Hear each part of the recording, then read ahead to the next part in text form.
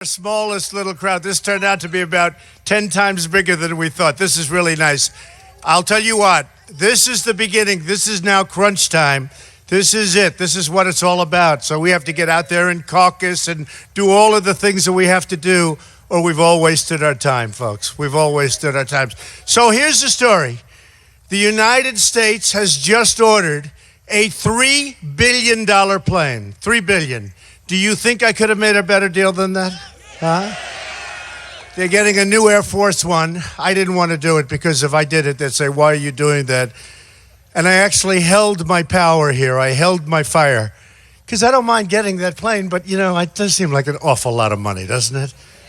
$3 billion they're spending on an Air Force One.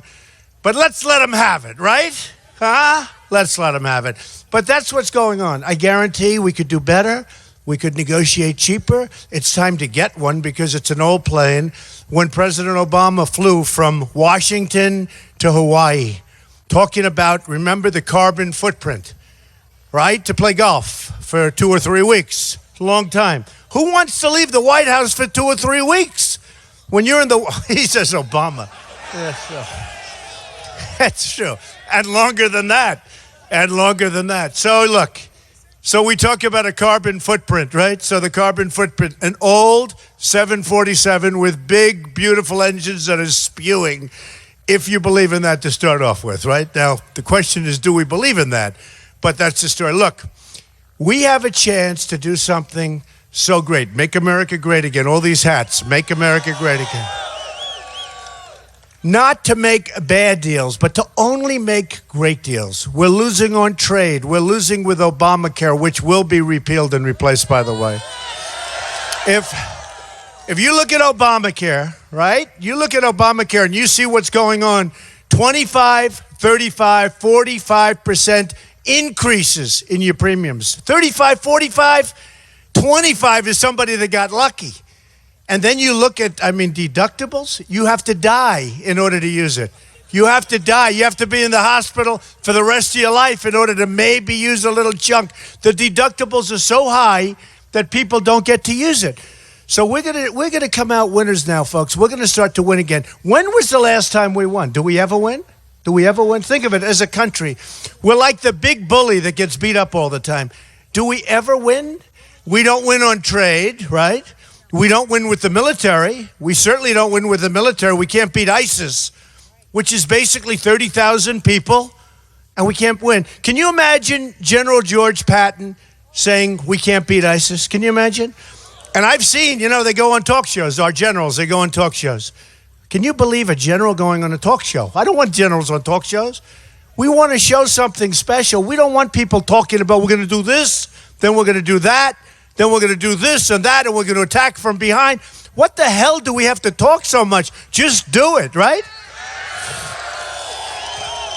So bad. It's so bad. So look, we're going to win with our military. We're going to win a lot. And hopefully we're not going to use it much. We're going to make our military so strong, so powerful, that nobody's going to mess with us anymore. Our military is going down from the standpoint that we have older equipment. We're not replenishing. General Orellana left recently, and he said on a talk show that he's never seen, he used the word preparedness. Preparedness. We have never been so poorly prepared to fight. And maybe just about in our country's history, this is when we have to be at least prepared. We don't want to have to do it. We don't want to do it. But we have to at least be prepared. Remember one thing, and now I'm getting credit. They give me credit for vision. Vision's very important. You're running for president, you need vision, right? Smaller. I said, hit the oil, hit the oil. How many times have you seen that over 4 years? Hit the oil, take out the oil. They kept saying, oh, that's not a good strategy. Really, why? That's where they got all their wealth. That's where ISIS got its wealth. They're also getting it, I'll tell you right now, from banking circuit. Okay? And I understand banking. Oh, do I understand banking circuit world? And I want to tell you, they're getting a lot of money from that. So I'll shut that down so fast. They don't know how to shut it down. I know how to shut it down. But I've said for 4 years, and most of you have been fans for a long time, and I'm fans of yours equally, believe me, because we're all in this together. You know, this is a movement. This isn't like we're supposed to have 50 or 70 people. I was going to get off the plane and go, and we have about 5 or 6 stops, and I see this kind of a crowd, so we can't just leave you flat, right? We got to talk for a little while. By the way, do we have any like young kids here, like 10 years old? Okay, let's do this. I have a little bit of an idea. We'll have look at that handsome guy. Why don't we put them over here, and we'll let them, but without their parents, we'll let them run through the plane. Does that sound good? Right? Look, the parents are all upset. So we'll get a little group together. We'll get some groups. We'll run them through. That's like the helicopter rides, remember? We had a lot of fun with the helicopter rides. We'll let the kids go run through the plane. I don't want the parents running through because the parents will damage it, right? The kids won't damage it, but the parents will. So you'll work that out. Thank you very much. I appreciate it. Do you want to let them wear out their voices? How about that? All right, get them out of here, please. Please, boom. Get them out. Get them out. Get them out. Unbelievable. Get them out. USA, USA, USA, USA. So ridiculous. It's so crazy. You know, if we spoke to those people, assuming they have good intentions, if we spoke to them for a few minutes, we could convince them, I think, unless they're on something, which is a real possibility. Because you really say, what are they doing? All right, get them out. Get them out. Get them out of there. Come on. Let's go, Scott. Come on, Scott. Let's go. Get them out.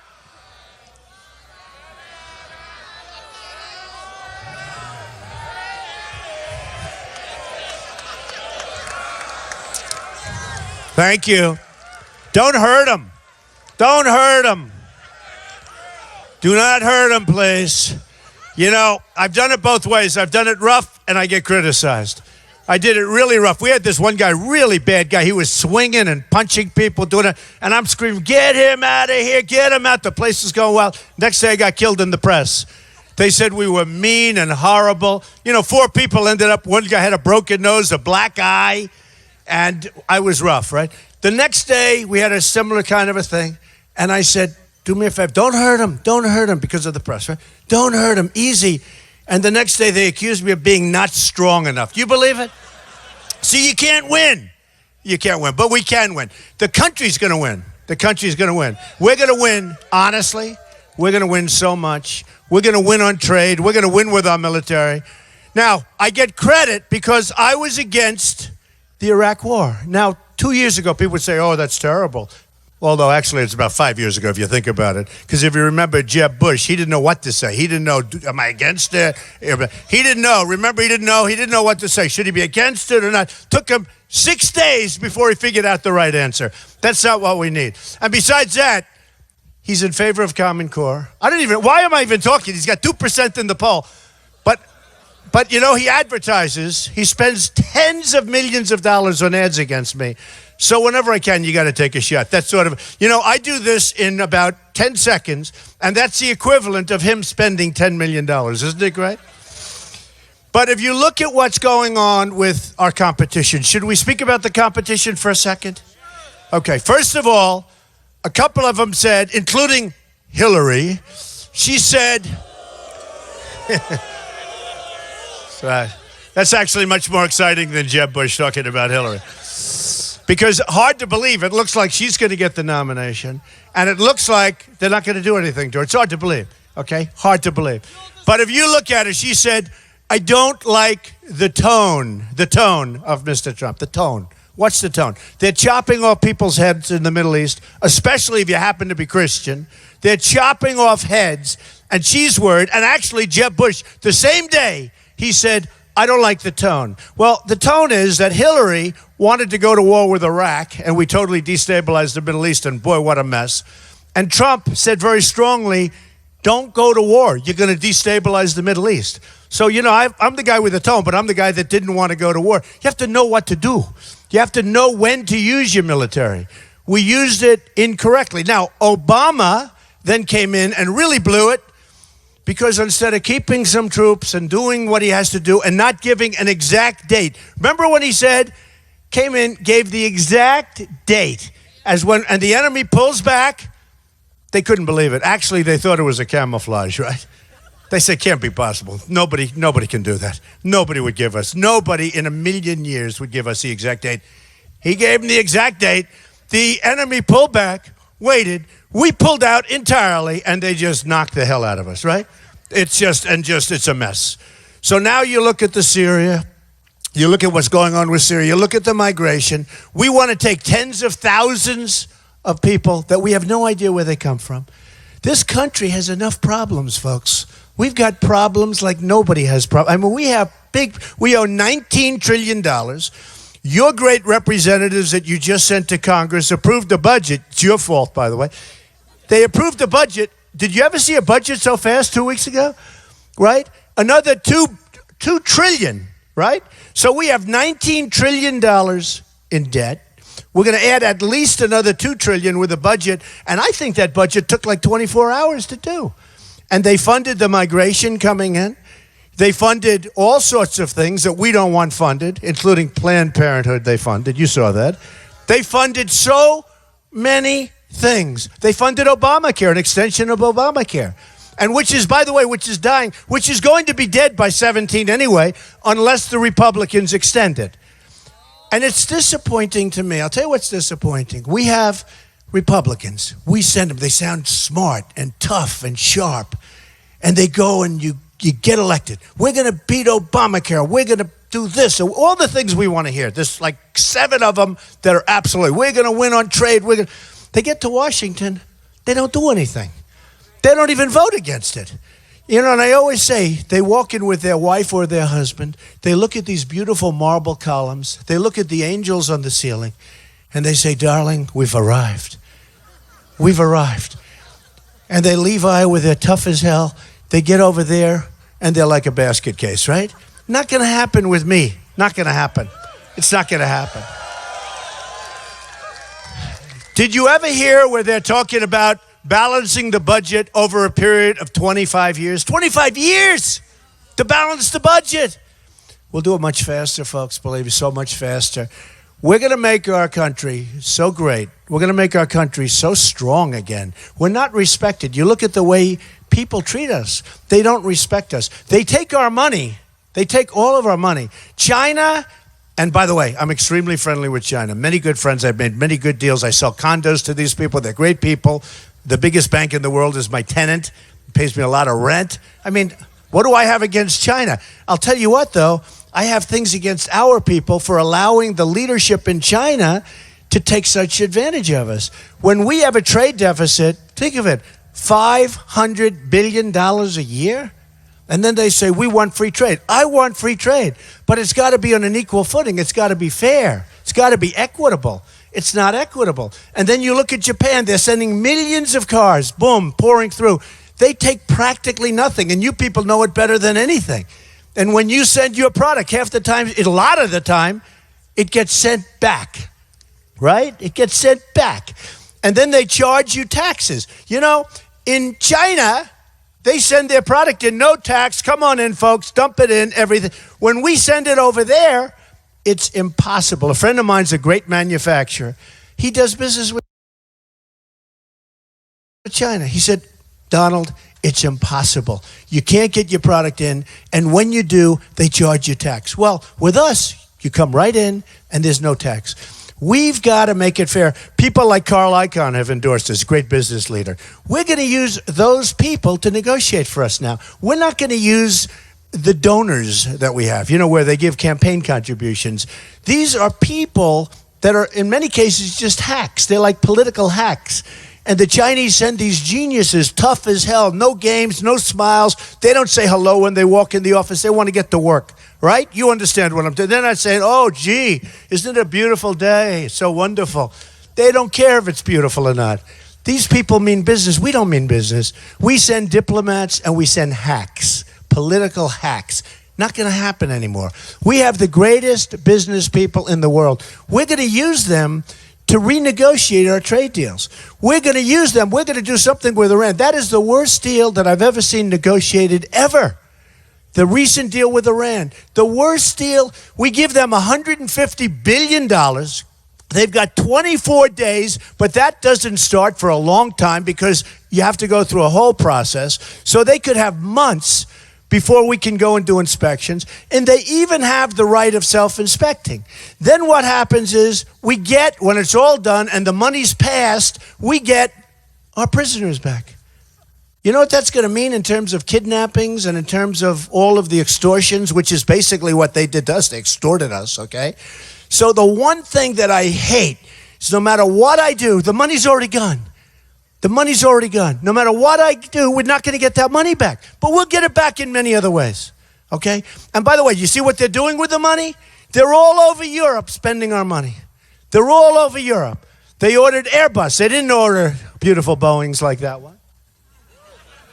They could have that for the right price, too, I tell you. They would have it for the right price, Boeing. I love Boeing. But Boeing is here, Airbus is in, it's Europe. So they ordered 118 airplanes, and they ordered them from Airbus. Why Airbus? They're buying all over Europe. They're buying in Russia. They're buying missiles from Russia. You know what they're buying from us? Nothing. They're not buying anything from us. And the one thing, well, they hate us, and we're not so exactly thrilled with them either, right? But the one thing, if you look at it, it's respect. And Kerry goes up the other day, maybe the worst statement of all. He was talking about terror, and probably most of you heard it because nobody could believe it. He said, yes, we expect some money will be used on terror. Really? I didn't expect that.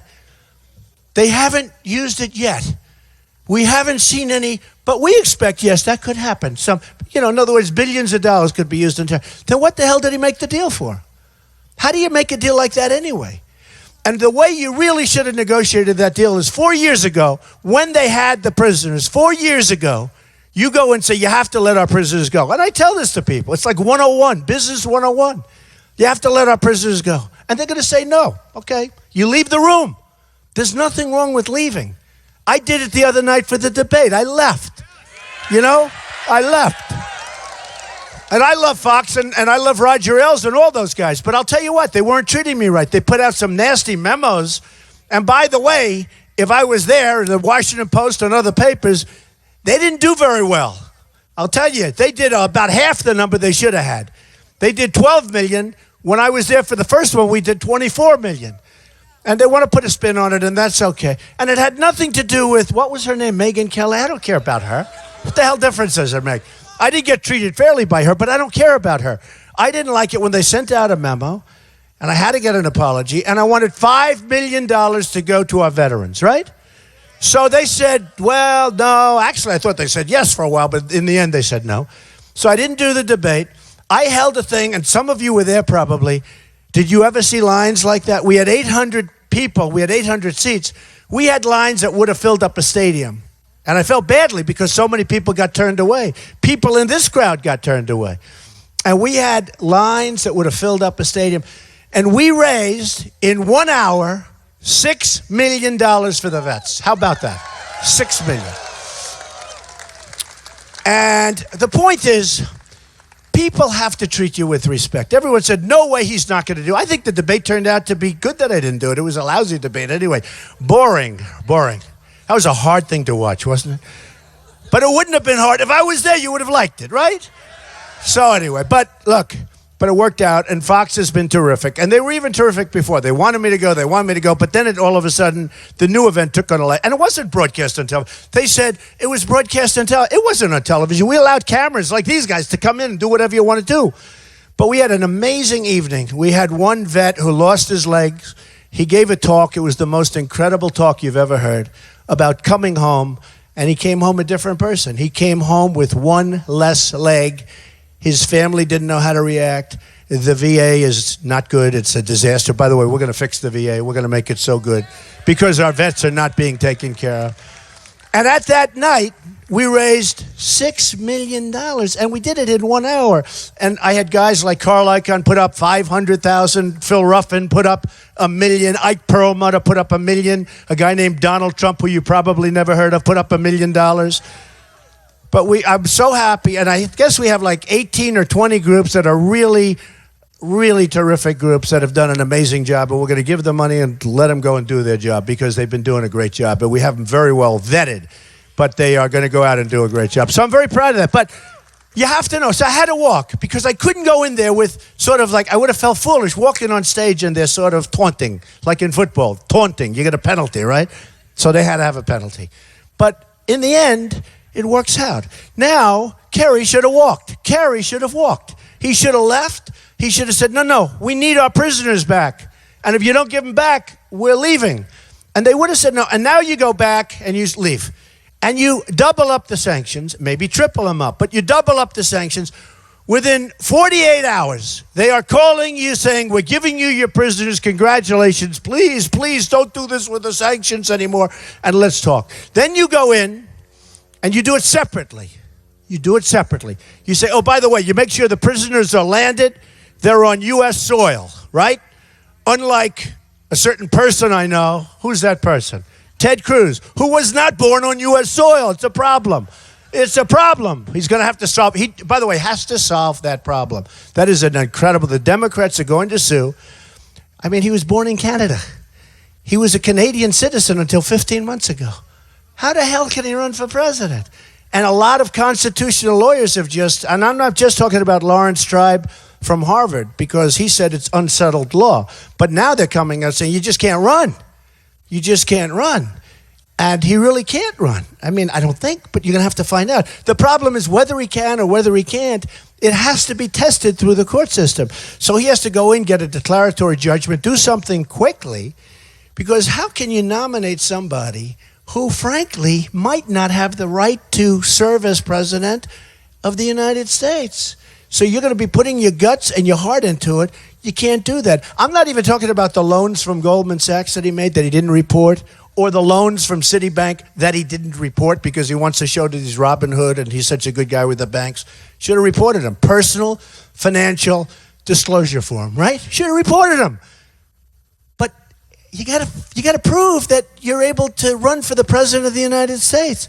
So he's got a problem. Other people have different problems. Ted's got a big problem. Other people have different problems. And me, I have no problems, you know. Let me tell you, I'm self-funding. I don't need anybody's money. When I fly on that big plane, I'm paying for it. I'm not having Goldman Sachs pay for it. I'm not having lobbyists, and I'm not having Citibank, and I'm not having, I fund it myself. I do it. I pay, it's expensive, but I do it. I pay for everything. I'm self-funding my campaign. I'm the only one on either side that's self-funding my campaign. And you know, I'm proud of it. I did well. I built this incredible company. I mean, I built an incredible company. And now they go and they check and they say, wow, it really is. I mean, the reviews I've got, nobody knew because I was private. It's much bigger and much better, much stronger, very low debt, tremendous income. And honestly, if I win, I don't care about that company. I don't care. This is so big and so important. I want to put that talent or whatever the hell it is I have, we want to put it to work here for the United States. You know, I joke, but I say it's true. I've been offered so much money to run. You know, all these lobbyists come up to me and this, Don, we've got to help you for you. We want to give you millions and millions and millions. I would have had the biggest fund ever created because I know all the guys that put up the money. Because 7 months ago, I put up the money, right? I put up the money.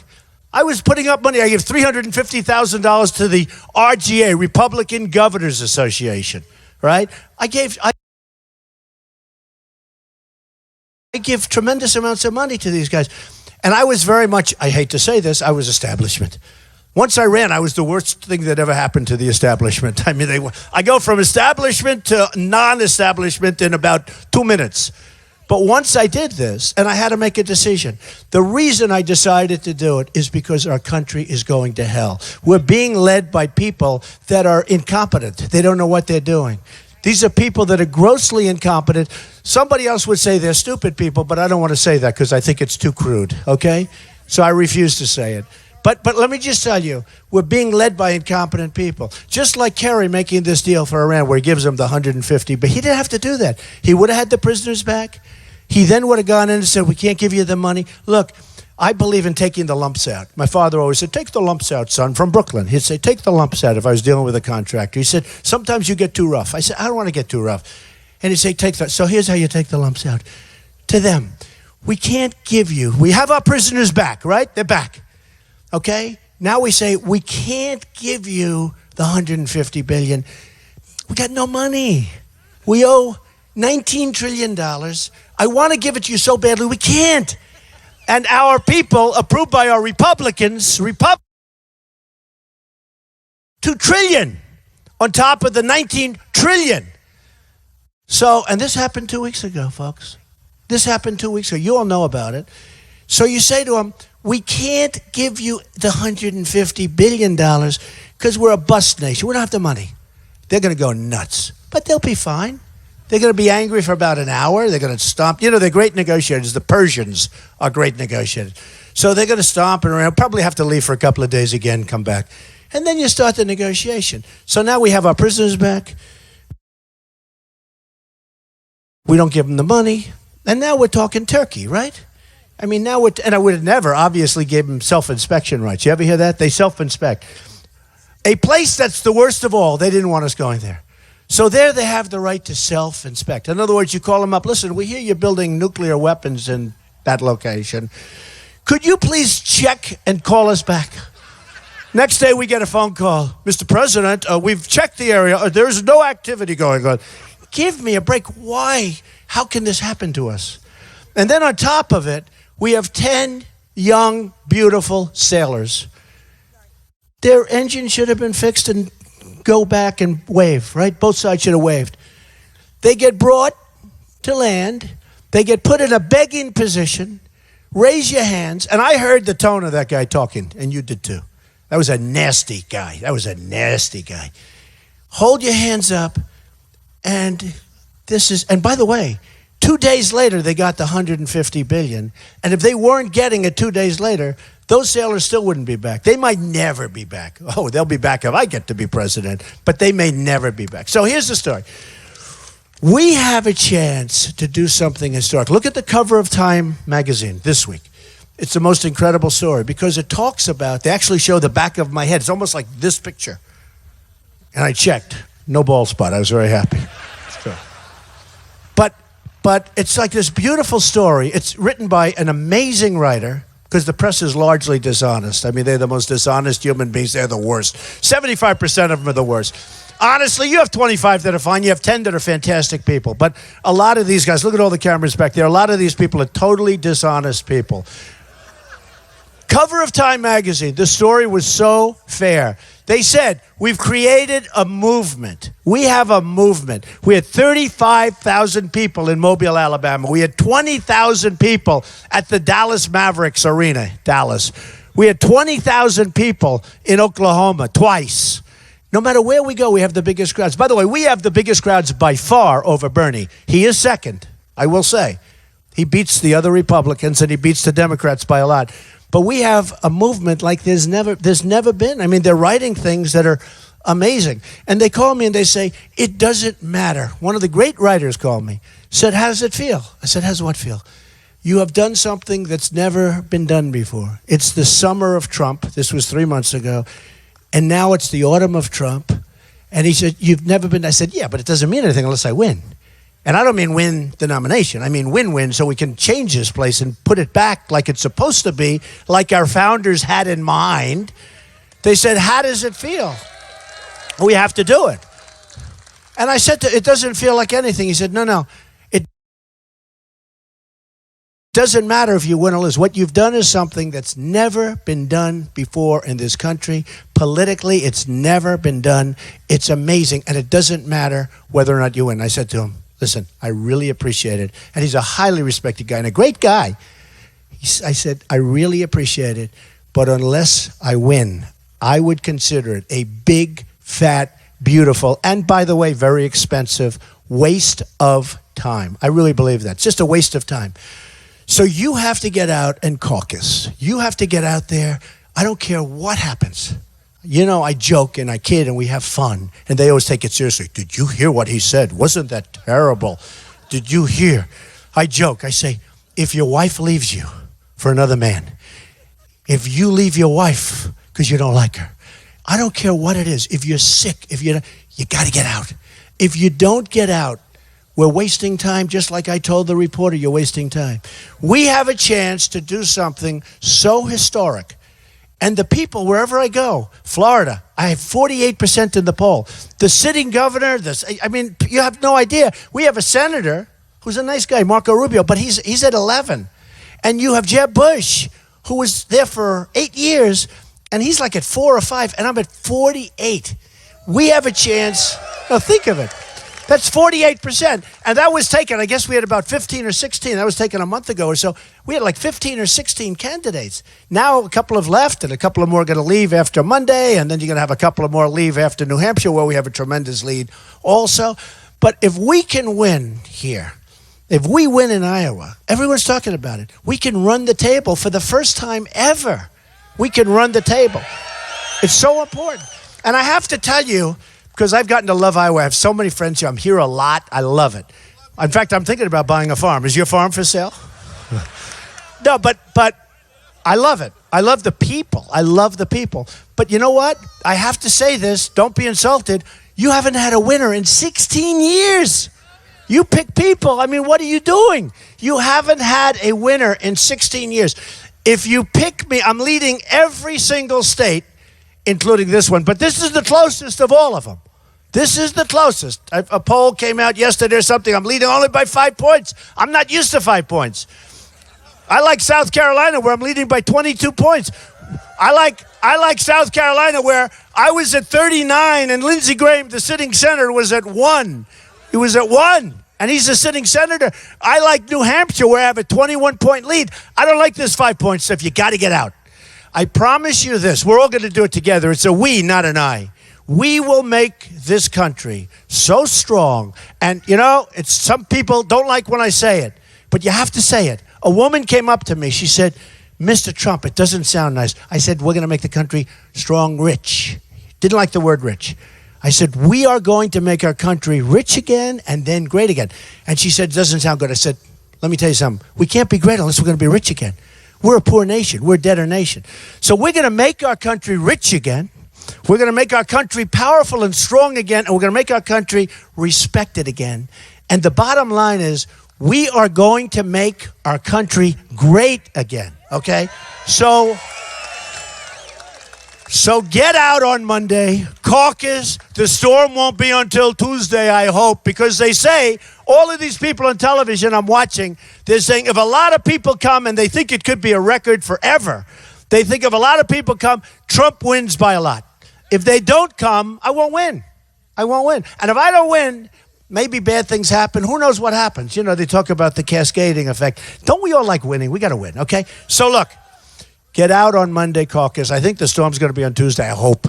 And you know what? Supposing it's on Monday, so you go through some snow, okay? You're from Iowa. Are you afraid of snow?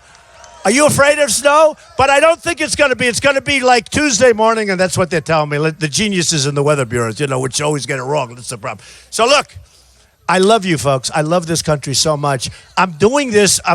People say, why do you do this? It's so hard. It's so much work. I could be someplace else right now. You know that, right? I'm doing it because we have such potential in this country. We have such unbelievable people in this country. I love you all. Go out and caucus. Let's have a big, beautiful victory on Monday night. You didn't frankly have the balls to put country before party.